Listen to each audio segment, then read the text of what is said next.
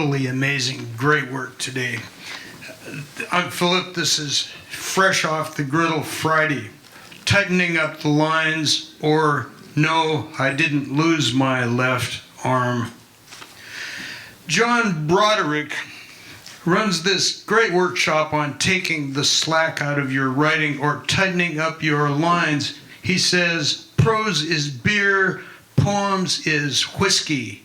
He has us write for 15 minutes. He says, tighten up your lines, tight as whiskey.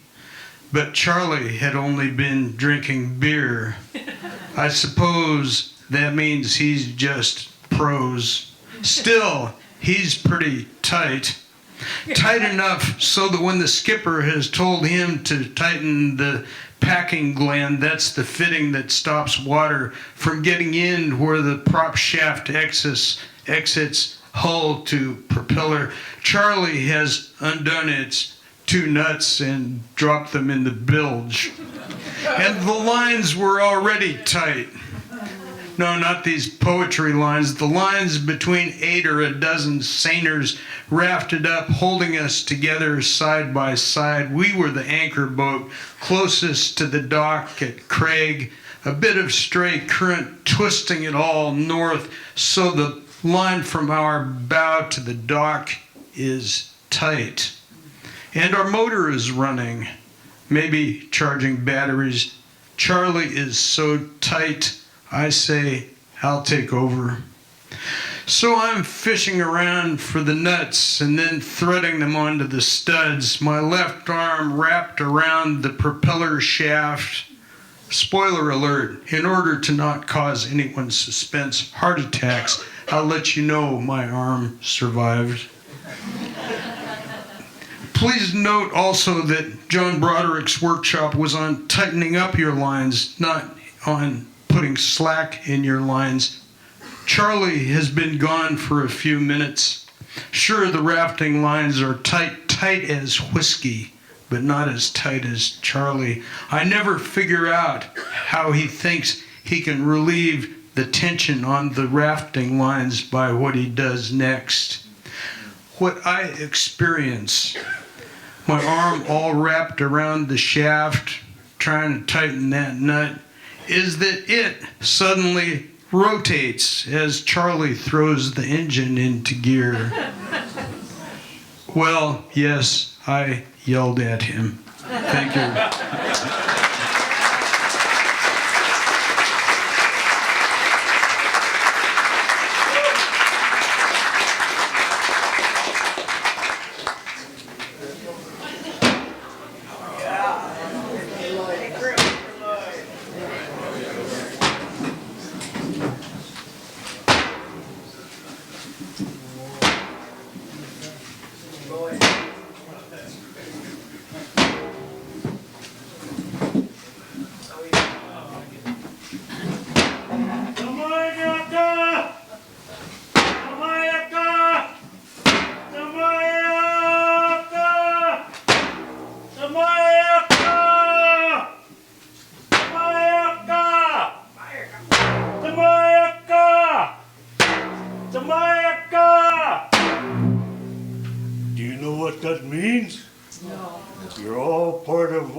People now.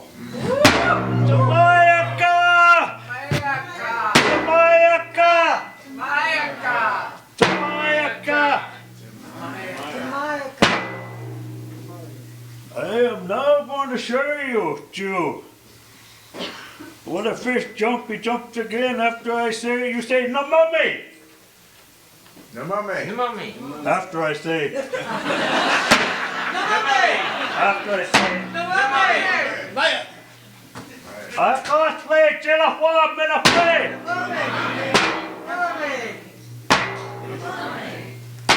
I can't play till I warm in a play!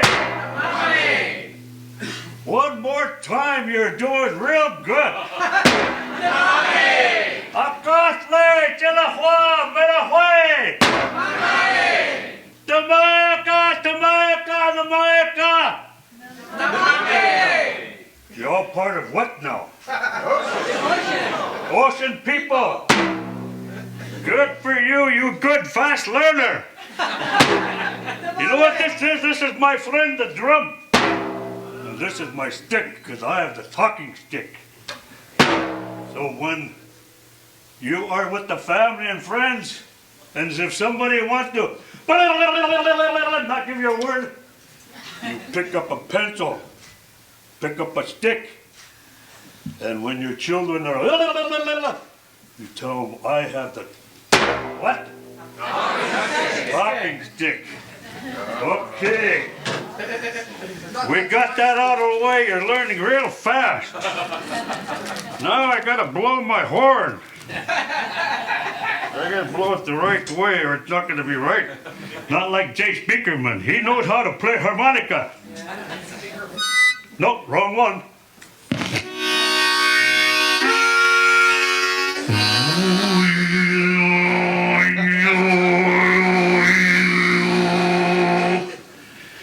That's what you call, not gurgling, but what you call, what is it now? In the village in Alaska, the women would sing songs to their children. They do throat singing. And only the females can do it in Alaska. But since I'm part Mongolian, I'm allowed to do that, even in the public.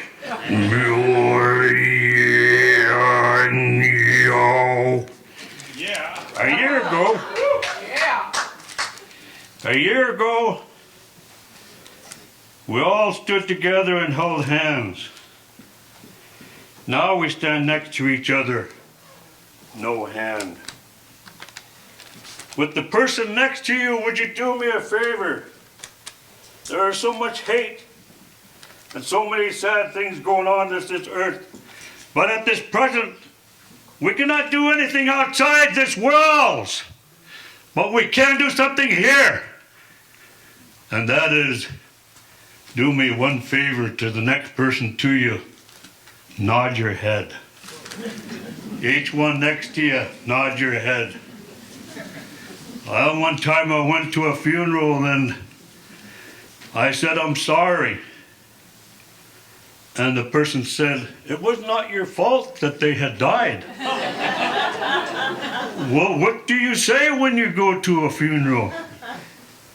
The only thing you can really say is, I'm here for you. I'm here for you. So with that in mind, 3 minutes goes by pretty fast. I guess we're gonna have to close with the, nope, got.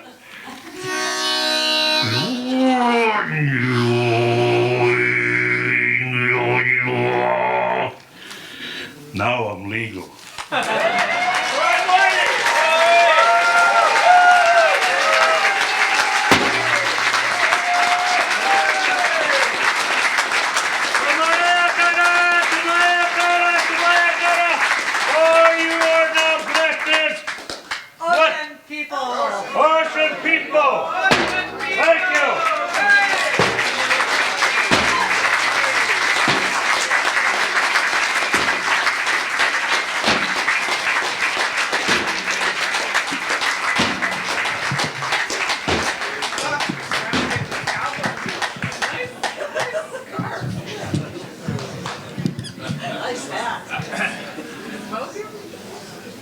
Mo and Amanda insisted I have some bling.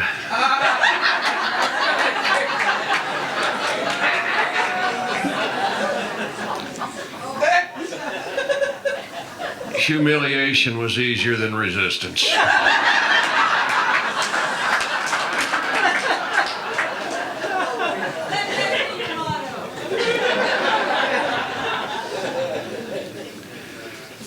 It's fitting that I leave you with words that aren't my own. I wanted to recite a poem from a classic cowboy poet. Bruce Kiskaden wrote this poem in the 1930s. And it's how I've felt the last Saturday of February for the last 12 years now.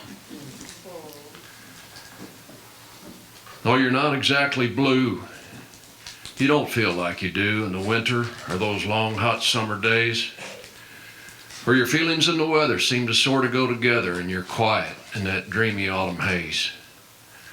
When the last big steer's been goaded down the chute and safely loaded and the summer crew has ceased to hit the ball. When a feller starts to drag it to the home ranch with the wagon, when they finish shipping cattle in the fall. There's just 2 men left a-standing for the job of winter branding. Your partner, he's a-loafing at your side, with a brand new saddle squeaking, yet you never hear him speaking and you feel it's going to be a quiet ride. But you savvy one another, for you know him like a brother. Always friendly, he's just quiet, that is all. For he's thinking as he's dragging to the home ranch with the wagon, when they finish shipping cattle in the fall. And the saddle horses stringing at an easy walk a-swinging behind the old chuck wagon moving slow, for they're weary, gaunt and jaded from the mud and muck they've waded, for they've settled down to business long ago. Not one horse is snorty, not a single horse is sporty. In the spring the brutes were full of buck and ball. Now they're gentle as they're dragging to the home ranch with the wagon, when they finish shipping cattle in the fall. And the cook leads the retreat, perched up high upon his seat. He's got his hat furled way down low upon his head. He used to make that old team hustle, now he hardly moves a muscle, and a feller might imagine he were dead. Except his old cob pipe is smoking as he lets that team go poking, hitting every hump and holler in the road. No, the cook, he ain't been drinking. He's just sitting up there thinking about the places and the people that he knowed. And you see the dust a-trailing, and way up high, the blue clouds sailing, and a big mirage with lakes and timbers tall. Now it's lonely as you're dragging to the home ranch with the wagon, when they finish shipping cattle in the fall. And when you make your camp that night, though the fire's burning bright, it seems nobody has too much to say. In the spring you sung and hollered. Now you get your supper swallered and you turn into your blankets right away. And you see the stars a-shining way up in that big blue lining. And you sniff the night air, frosty, clear and cool.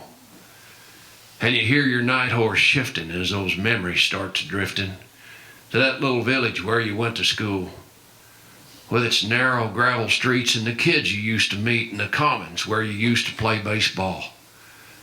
Now you're far away and dragging to the home ranch with the wagon, when you finish shipping cattle in the fall. And your schoolboy sweetheart too, with her eyes of honest blue, best performer in the hometown talent show. Oh, you liked her. Sure you did, but you were just a kid. Now that's been over 30 years ago. And your memory starts to roam from old Mexico to Nome, from the Rio Grande clear up to the Powder River, of the things you seen and done. Some of them were lots of fun, but some of them, well, they still make you shiver. Like the boy by name of Reed, he was killed in that stampede way up north. You helped to dig his grave. And your old friend Jim the boss, he got tangled with his hoss. Boys couldn't reach him in time to save. You were there when Ed got his'n. The boy that killed him is still in prison. And old Lucky George is rich and living high. Old Tom come out the worst. He broke his leg and died of thirst.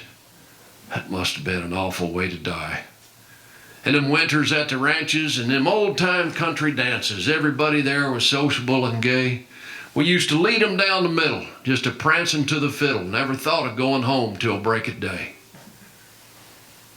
Yeah, there ain't much chance of sleeping when those memories come a-creeping, and you think you hear those lonesome voices call, when a feller starts to dragging to the home ranch with the wagon, when they finish shipping cattle in the fall.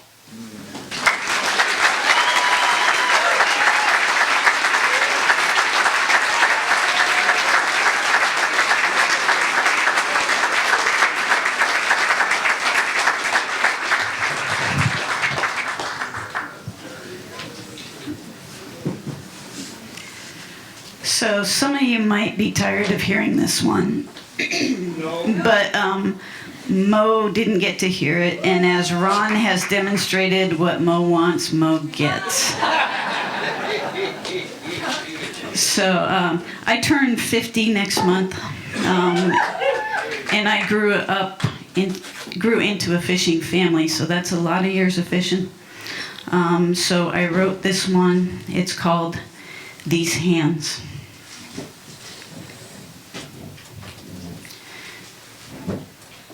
These hands are soaked in the blood of almost 50 years of salmon. Run after run, season after season, they've cradled dying flesh, removed mesh after mesh after mesh.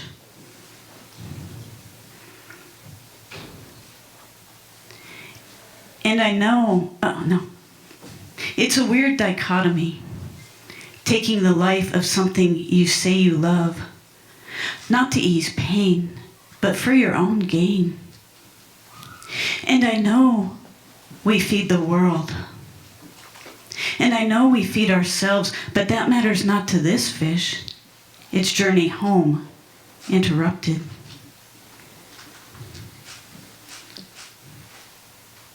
These hands are soaked in the blood of almost 50 years of salmon.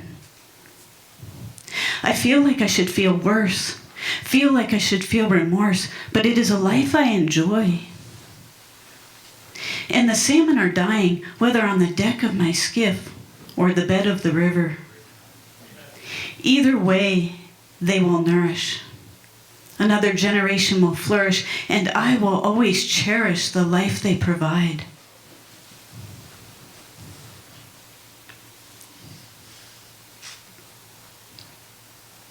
These hands are soaked in the blood of almost 50 years of salmon.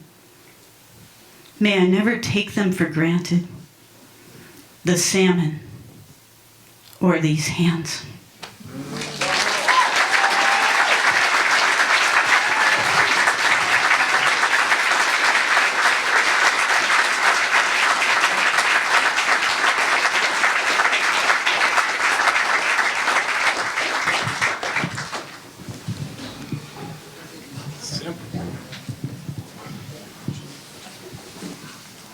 I like how a lot of what's been spoken and sung here has been spiritual and affirming, but I'd like to propose that to counterbalance that, occasionally there should be something small-minded, and who better than me?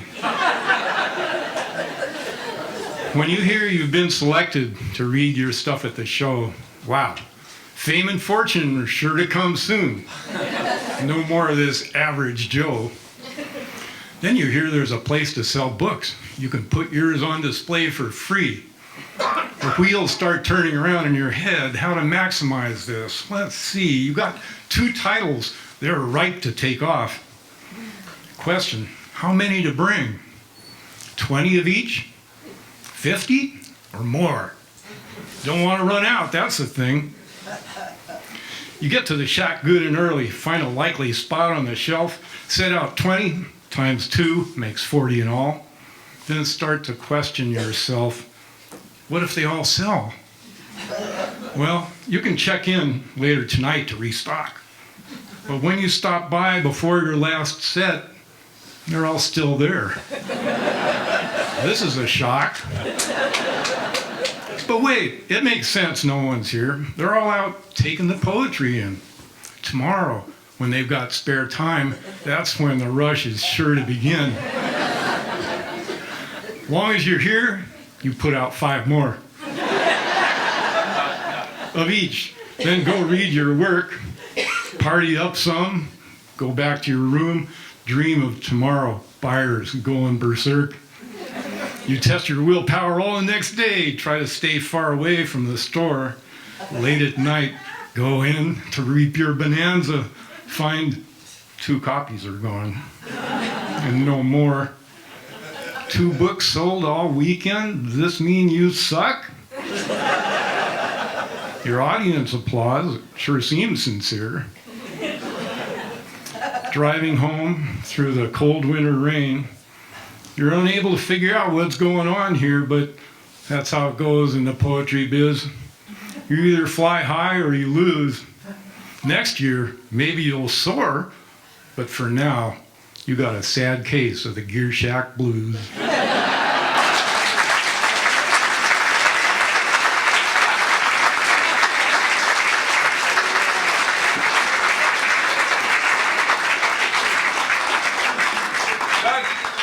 Doug Rhodes, you're up. Tella, Will, Susan and Marie Rose.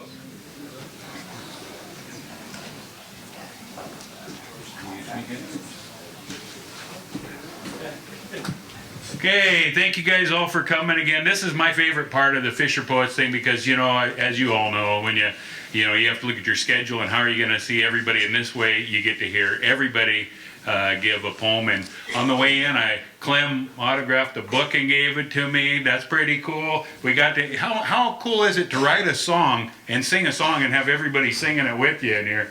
You know, that's just some cool stuff. My poetry has always been kind of, everything has to rhyme, and if it doesn't, you guys inspire me. I still can't write any of that other stuff, and I can't get it real deep because I wrote a poem about my dog dying, and I never finished it. I couldn't. I get choked up after the first verse, you know. So I got to read stuff to myself, and then I think, oh, back that one off. Let's sing something else or talk about something else. But today, I decided instead of reading one of my poems, I stayed at a hotel right down here, and man, very exclusive hotel. They gave you stationery, so I got this here. And this is my shout out to the Fisher Poets. And holy crap, I don't have my glasses. Anybody have any? Oh, thank you. So talk about the graying of the fleet. Here we go. Okay. I'll never read like Gino. His style is pretty great. He'll close his eyes and lean back and belt out that figure eight. I know I'll never deliver it quite like Ron. That bar is pretty steep. But last night he got a little nervous when they started talking about some sheep.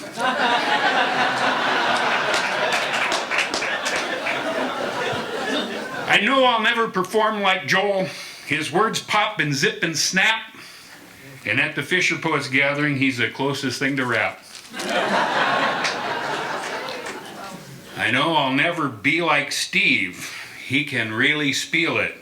And when he belts out his poem called Chrome, you know the room can feel it. Everybody's different. You don't have to make a choice. Just try to be yourself and perform it in that voice. So thank you, Fisher Poets. Now that our week is done, I'm looking forward to next year because damn, I sure had fun.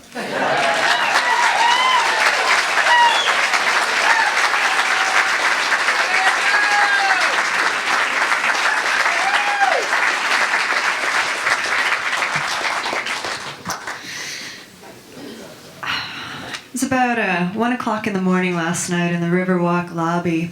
We were talking about love here at Fisher Poets and the exchange between the person here and all of the people here. And what I would like to do is share with you, audience members, volunteers, organizers, and Fisher Poets, words that are not mine, but they are the most majestic wordsmith that we have yet to get up on the Fisher Poets stage. One of them, Megan Emerson, currently piloting a tugboat in Idaho, I believe, and she blessed us with permission to share her words, written after last year's Fisher Poets. I was sitting in a bakery earlier this month, wedged behind a little wooden table, listening to a fiddler and a guitarist make music. These are people I know. I've listened to them for years, and I recognize the tunes they play. It's a little like hearing the opening notes of a CD you've kept in your car for a decade. You know how it goes, how the players gently bend the songs into the shape of their own bodies, and you love it with a fierce and quiet sort of reverence. It's the same feeling I get once a year when I stand in a bar on the Oregon coast, wedged between the bodies of sinewy people in plaid, and listen to them recite poetry about the ocean. These are also people I know. I grew up with them, with their cadences and slang. It's a little like hearing the opening lines to a story your parents tell across the kitchen table. You know how it goes, how the boats were floated and foundered, and you don't want them to stop, even though it always makes you cry. So the listening got me thinking that being an audience is a sacred goddamn duty. It's paying tribute to hours and years of people's lives. It's being handed a tiny glass of the spirit they've distilled out of it all, and feeling it burn and catch fire as it slides down your throat. I don't need to be a musician or a poet. I don't need to stand on a stage. What I need is to be there when the glass is handed around, as the room sways and gasps and moves its feet, to witness an artist make a moment in time ring out like a bell and fall silent. Thank you, Megan Emerson. Thank you, all of you.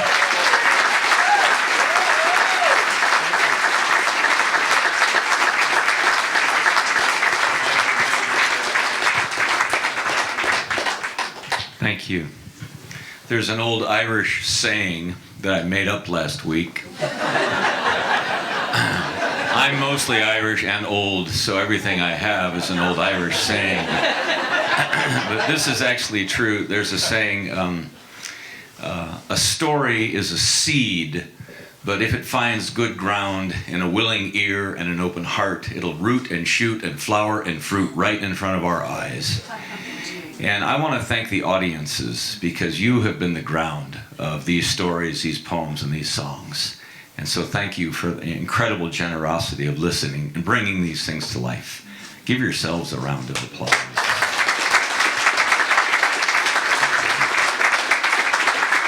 Thank you. Finn McCool was a legendary Irish warrior and a poet. And he lived by the old code, and the old code was never, ever give a sword to a man who can't dance. Never give a sword to a man who doesn't have poems in his heart and old tales in his brain. Because a man like that could become a great warrior, but he also might never put the sword down. And so the warriors of the Fianna, the great band of the Fianna, had to know tomes of poetry, as well as the arts of fighting. And when Finn was a youth, he learned his poems. He learned rhythm and rhyme and the cunningness of language by living with the ancient venerable poet Finnecas, who lived at the banks of the River Boyne. And every day the old Finnecas would go out and he'd cast his nets out and pull them in and cast them out and pull them in. You know what it's like, cast them out and pull them in. But one day he pulled in a huge salmon. And Finn McCool came running down to help him pull it out, and he pulled it onto the bank, and Finnecas said, "Finn, this is the fish I've been fishing for 7 long years." And Finn says, "You've been fishing for 7 years for one fish?" "It's not just any fish, Finn. For haven't I told you where knowledge and wisdom lie? It lies at the depths of things, you see. And the salmon lives at the deepest of the oceans, and this salmon has lived at the deepest well at the deepest ocean. And around that well there's 9 hazel trees, and the nuts of the knowledge grow on that tree, and the nuts fall into the well. And who do you think has been swimming around eating all that knowledge all these years? That fish. And you see, it's been rumored whoever would catch that fish and take one bite of its flesh would have knowledge of the past and insight into the present and even see the shapes of the future. And don't you think a man like that could make a poem or two?" "Oh, I do, sir." "Then do this for me, will you, boy? Take the fish now and cook it up. For I'm wet and cold, I need to rest. Take the fish and cook it up and tell me when it's done, but don't be eating a morsel of my fish." "Sir, I'd never do that. You know that." And he wouldn't ever do that. But here's what happened. You know, you cook salmon. He was cooking it on the fire there, and a blister rose on its flesh. And so he took his thumb and he smoothed the blister, but when he did, the hot salmon oil, well, it doused his thumb. And he did way back then and there what any of us right here would do. He put it into his mouth, and like that, all the knowledge of that salmon just shot through Finn McCool. And with the knowledge of the salmon of knowledge, he came and went to become the greatest leader of the Fianna Ireland had ever known. And he ushered in an age of glory and beauty in which the making of poems was more important than the making of wars. It was a time when the Fianna served the High King, but they worshipped the goddess Erin. The goddess Erin, her body was the earth of Ireland, her blood the streams, and her breath its holy, holy winds. So, pay attention the next time you catch a salmon. Thank you.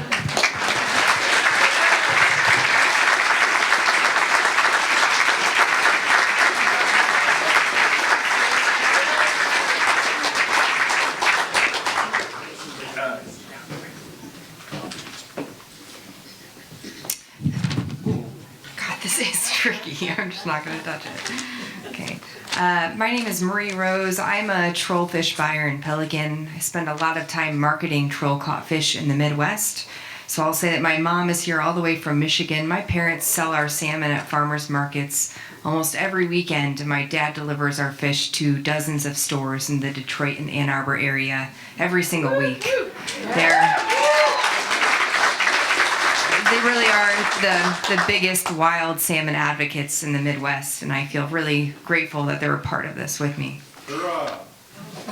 So this one is called Where Wild Salmon Come From, inspired by some interesting moments trying to market salmon with folks in the Midwest. When the man behind the seafood counter tells me his customers prefer farmed salmon because people want to know what their fish are eating nowadays, it takes everything in me to prevent myself from having a meltdown in front of an audience of dead fish and the customer behind me. The slab of farmed salmon looks enormous next to our wild, troll-caught coho fillet. But their thick stripes of fat don't fool me. I know it lacks authenticity. It has no story of traveling to the coast, no scars from battles with larger predators. It would never be tough enough to hang, yet alone feed itself in the wild up in Alaska.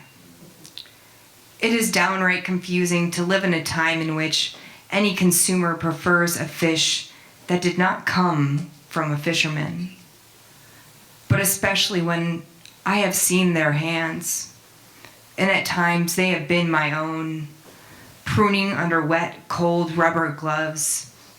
Even the best gear can't prevent water from dripping down our sleeves on days it rains sideways, and there are many of those. You just don't see them from the air-conditioned specialty food store in a state that has never tasted the salt of the coast on its tongue. I often dream of goggles into my own mind so that maybe you could see where wild salmon come from.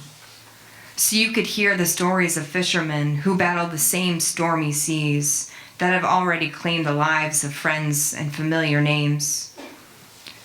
I want you to hear sea lions fighting over jumping dinners, wind whipping loose lines across the deck, carrying clouds down from mountaintops.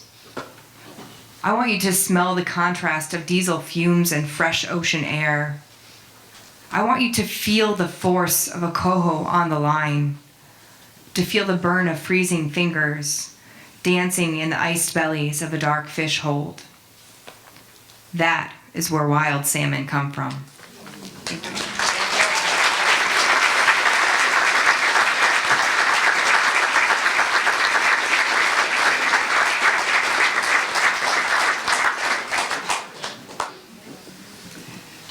I'm Susan Rose. That is my daughter.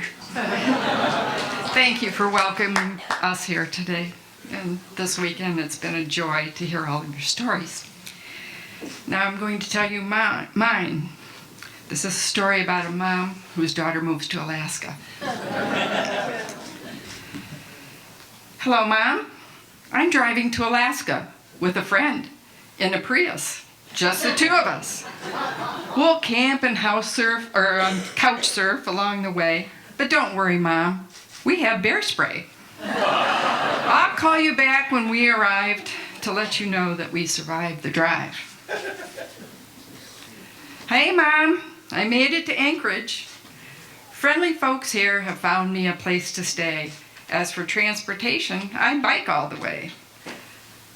Some days I have to stop and hide behind a tree and give right-of-way on the path to a moose and her calf. Salmon Beyond Borders has hired me here to canvass the neighborhoods far and near. I've learned a lot about the salmon industry, conservation, and sustainability. I'm working on the No Pebble Mine campaign. Pristine fishing waters we must maintain. But don't worry, Mom, have no fear. I'll be flying home for my college senior year.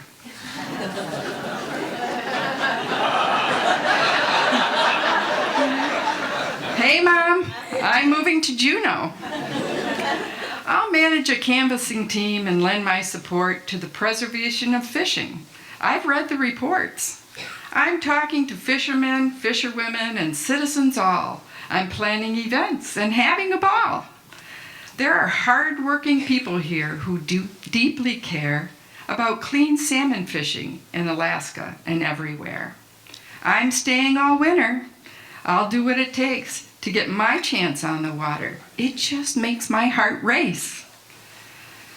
To get through the winter, I'll tend bar at the Alaskan. I'll be here for Folk Fest. It's where it's all happening. Hello, Mom. I'm going to Pelican to work on the scow, run traditionally by women with lots of know-how. We'll work day and night to support the fishing trawlers, packing fish in the ice bins, and hope to make lots of dollars. I've found solace on the water, Mom, and had time to reflect on the importance of this environment and our responsibility to protect. I wish you could see this fish in my hand. It's so beautiful here in this great Northwest land. Hey, Mom, I'm starting a salmon business. What's that, I say? I'm starting a business at age 23 with 2 business partners, Keith, Joe, and me. We'll ship fish to Michigan and sell to consumers there. Wild hook and line caught Alaskan salmon. We just have to figure out where. So, home she came to Michigan with these 2 seasoned fishermen in tow to start Shoreline Wild Salmon and try to make a go. Now, 3 years later, in 28 stores, she's running a business. Oh, how my heart soars!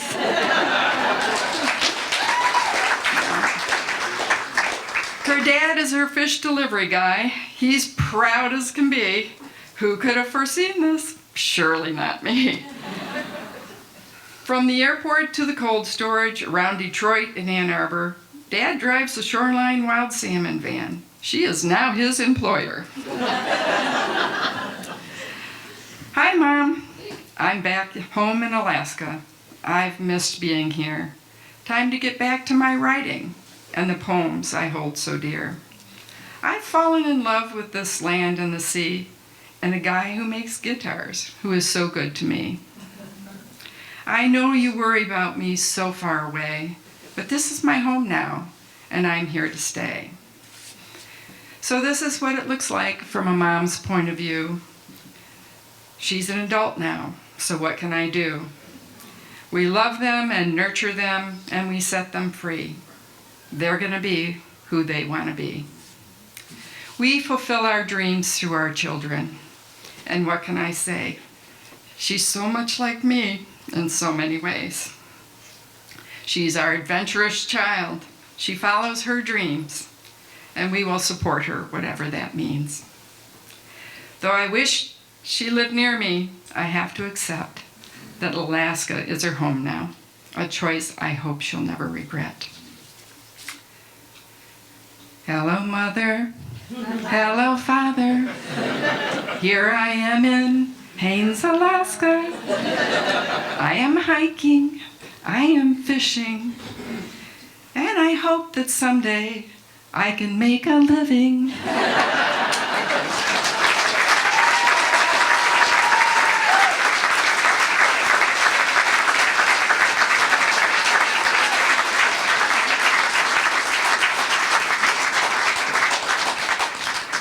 Mo, Lara, Alec, Lou. It's such an honor to follow a umpteenth annual poetry contestant. And anybody who participated in the dance-off last night, I just am so grateful. I think you made Doug Rhodes really happy. I'm going to give you guys 3 announcements, public service address, and a song. Announcement number 1, Lara and I are doing an event in Portland tomorrow night at South Park Seafood. And there's a Facebook event, and we hope you can join us. If you are a Fisher poet and want to be involved in pre and post events, let me know. I have a limited ability to organize. So if you didn't get on the list, it's not because you're not cool. It's just that I have a limited ability to organize. Number 2, there have been a number of attacks on queer people in Portland. And I just want you guys all to know that when that happens, that's my community. And so when you hear about somebody throwing a can of beer at a lone queer woman walking down the street, or a trans woman, or scaring the shit out of people so that they're afraid to leave their homes, which is what's happening right now with my friends, that's me. That's me. Okay? I just want you guys to know that. Number 3. What was the third? Oh, Elma Burnham is single. And she wanted me to let you guys know. And she is open, because now, you know, we're living in times where you want to know, like, well, what does that mean as far as people that you date? And she's like, she's open. You don't have to be a commercial fishing person to date her. And my public service announcement is that I just want to say thank you to Ron. It's always a pleasure to MC with you. And as far as humiliation goes, I just want to say that, I don't know if I didn't hear you say it this year, but a lot of times he shows up and he's like, I'm like the 3-horned calf or the 2-headed calf at the Fisher Poets. And it's just like, if you go around saying that that's what you are and inviting ridicule and humiliation, I am a deckhand and I take instruction. So just want to make sure you know that.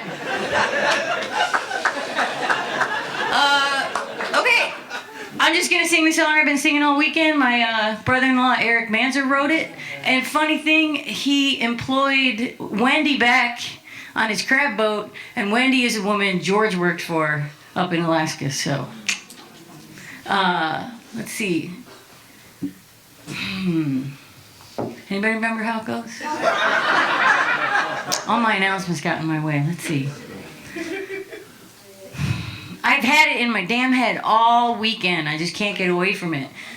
I got a boat, it's a nice little boat, it's a fishing boat, a bow picker. It's all I need, but if I succeed, I'll get one bigger, a bigger bow picker. 'Cause there's a few things that fit on a big boat that don't on my little one. And a few creature comforts could make this experience a better one. So for reasons I'm sure I don't have to explain, sing with me. I'm sitting on a bucket in the rain.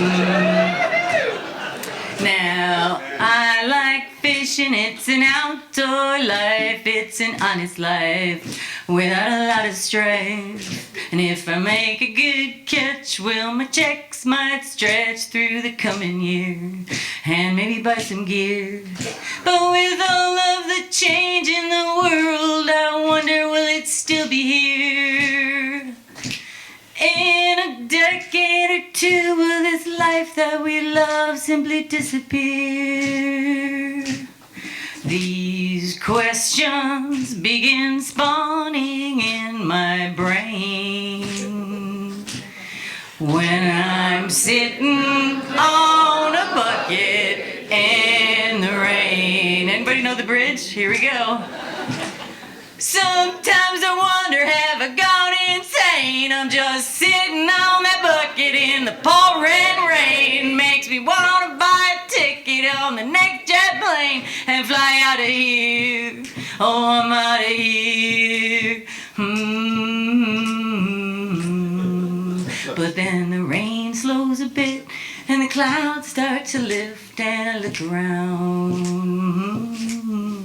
I'm where the mountains meet the sea, where the sky meets the trees out on the salmon grounds.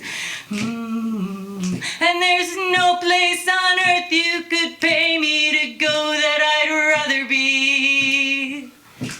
It's a curious road that has led me to where I was meant to be.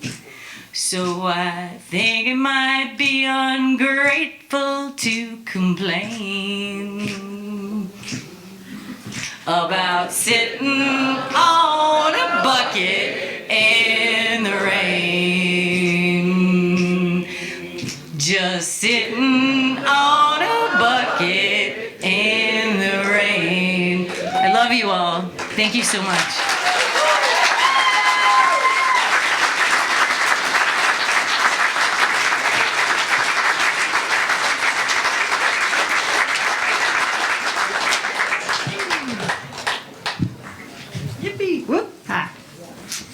This is new for me. I'm reading off my phone. All right. I'm just going to read you a really short excerpt from a much longer piece about fishing nets. It was clear to me then, as now, nets are a form of magic. For one thing, they move between worlds. The net is a creation from land that serves no purpose there. Its only function is to extend the grasp of drylanders. Once submerged, it becomes a ghost of the fisherman's will, haunting a domain where the fisherman cannot dwell. It allows water to pass through it as if the net were not even there. It is meant to deceive and then to trap. Its purpose is to visit, to take, and then to return to land with other things that do not belong there, things from the underwater world. This in-betweenness gives nets a certain power. In folk tales, when fishermen cast their nets into the ocean, they often pull up wonders in place of their catch: talking fish, strange babies for barren mothers, enormous pearls, loaves of bread. It is as if the very act of straining the water is an incantation or a spell, the uncertainty of the sea itself a thing of stories. As sorcerers must ask for help from untrustworthy spirits, when we fish for our own gain, we do so by crossing the watery barrier and invite risk and visitation of the unknown. Superstitions abound to counter those risks. Some are simply rituals to summon prosperity or show gratitude to whatever gods or giants may control the realm, like kissing the first salmon caught in a season and throwing it back overboard. Others are wards against misfortune, many of which are so old or have traveled so far from their origins that their true purpose is lost. Bananas are forbidden on boats, for instance, as are suitcases, women, and whistling. Never leave port on a Friday or change a vessel's name.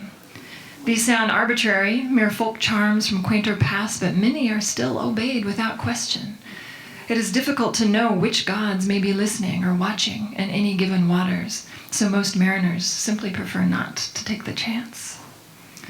For the Old Norse, the giant Aegir was responsible for the benevolence of the sea, the bounty they drew from it, and the beauty that formed the horizons of their world. His daughters were the 9 waves, each named after an aspect of the ocean's surface. But the mother of the 9 waves, Ran, it was she who brought the storms. Ran, the cold queen, embodied the dark indifference of the ocean, the bitter violence that pitched ships about on open water and tore them apart against the rocks of the coasts.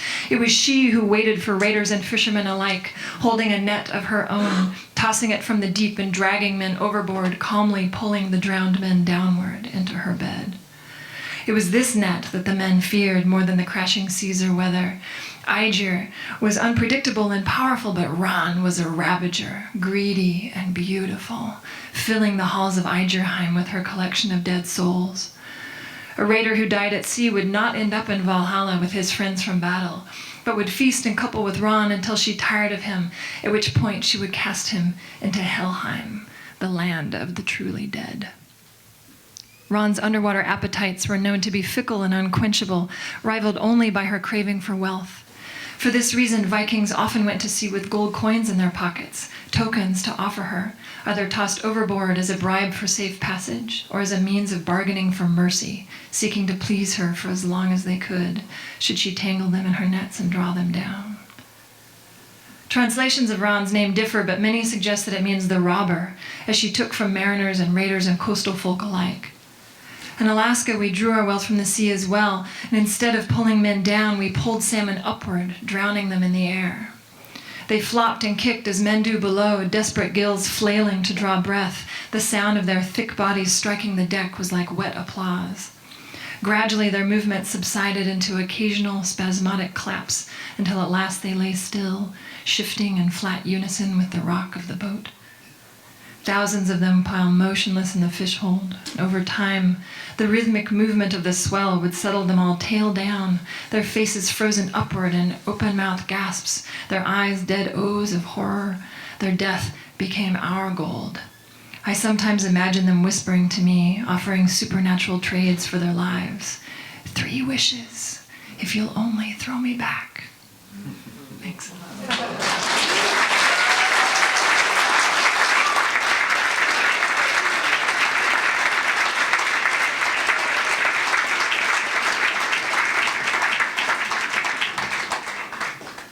Lou, John Branshaw, Pat, Georgie.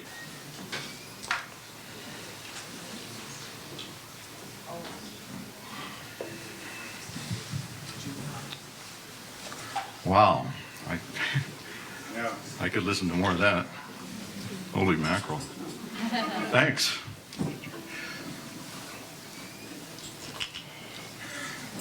This is a song, but it's more like comic relief.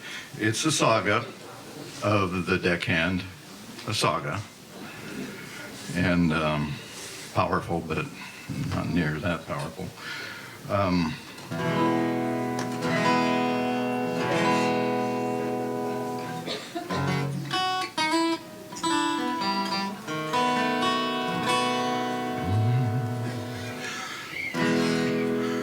Blue's the ocean, deep and wide. He fished that thing from side to side. What he likes is the salt spray smell, the heaving motion, the rolling swell. He got it happening out on deck. The gear is mended, and then it's set. I asked his mom, and she did say, it's just because he turned out that way. That's the story, that's the plan. He was born to be a good deckhand.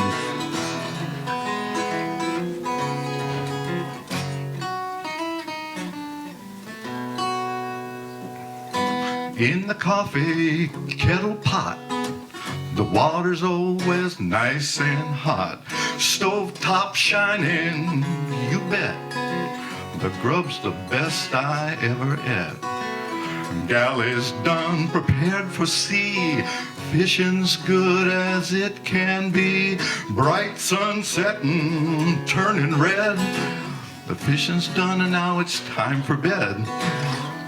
That's the story, that's the plan. He was born to be a good deckhand.